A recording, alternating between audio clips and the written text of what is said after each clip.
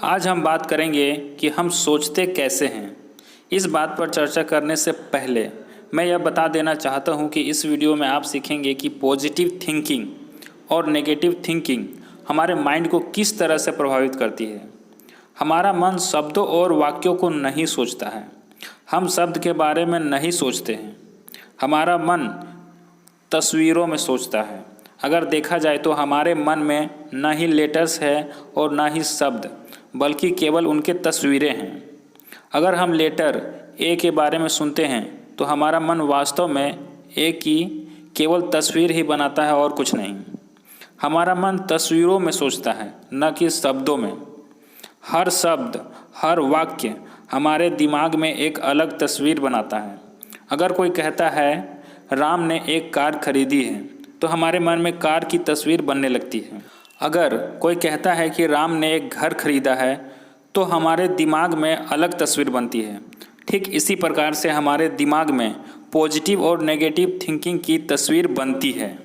अगर हम किसी चीज़ को उदाहरण देकर समझाते हैं तो वो बात हमें बहुत ही जल्दी समझ में आ जाती है, क्योंकि उदाहरण के माध्यम से हम उसके दिमाग में एक तस्वीर बनाते हैं, जो तस्वीर उसे याद रह जाता है।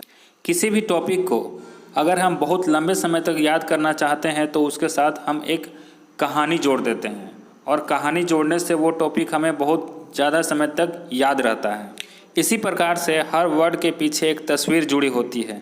जैसे नेगेटिव शब्द के पीछे आती है असफलता, कमजोरी, दुख, दर्द, गरीबी इत्यादि, और पॉजिटिव शब्द के पीछे आती है सफलता, खुशी, उत्साह, जोश इत्यादि।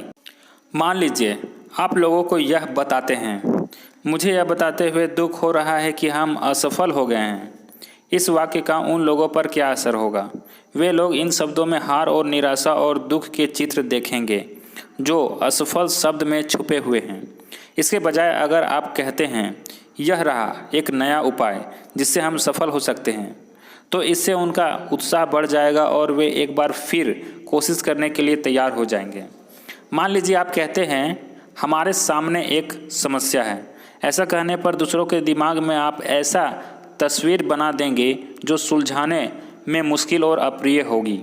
इसके बजाय यह कहें हमारे सामने एक चुनौती है, और इस वाक्य से आप एक ऐसी मानसिक तस्वीर बना देते हैं जिसमें आनंद है, खेल है, करने के लिए कुछ अच्छा है, नया है। या किसी समूह से कहें हमने काफ़ी बड़ा खर्च कर डाला और लोगों को लगता है कि खर्च हुए पैसे कभी वापस नहीं लौटेगा।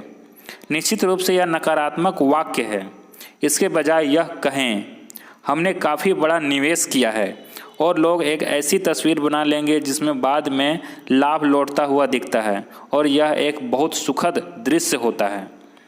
मुद्दे की बात यह है, बड़े चिंतकों में अपने और दूसरे के मस्तिष्क में सकारात्मक, प्रगतिशील और आशावादी तस्वीर बनाने की कला होती है, और यही कला उन्हें कभी नेगेटिव नहीं होने देती है, उन्हें कभी असफल नहीं होने देती है, ना ही उन्हें कभी हारने देती है, जिससे वे हमेशा आगे बढ़ते रहते हैं अपने जीवन में। इसके पीछे एक इंटरेस्टिंग स्टोरी है। एक टीचर ने एक मैथ का क्वेश्चन अपने बच्चों को सॉल्व करने के लिए दिया, जो कि ना तो बहुत ज़्यादा ईजी था और ना ही बहुत ज़्यादा टफ था। तो उनके मन में टीचर ने यह बता दिया कि यह क्वेश्चन जो है बहुत ज़्यादा ही टफ है, और अच्छे अच्छे टीचरों ने इस पे हाथ खड़े कर दिए हैं। तो बच्चों को लगा कि ये बहुत ही ज़्यादा टफ क्वेश्चन है, लेकिन एक बच्चा उस दिन नहीं आया था, और जब उसके दोस्त ने अपने घर जा कर के बताया कि आज टीचर ने यह होमवर्क दिया है, तो जो नहीं आया था उस बच्चे ने उस क्वेश्चन को सॉल्व कर लिया था। और अगले दिन क्या हुआ कि वो बच्चा स्कूल में जाते ही टीचर को बता दिया कि सर मैंने यह क्वेश्चन सॉल्व कर लिया है। तब टीचर ने बताया कि हम जैसा सोचते हैं वैसे ही हमारा दिमाग रिएक्ट करना चालू कर देता है।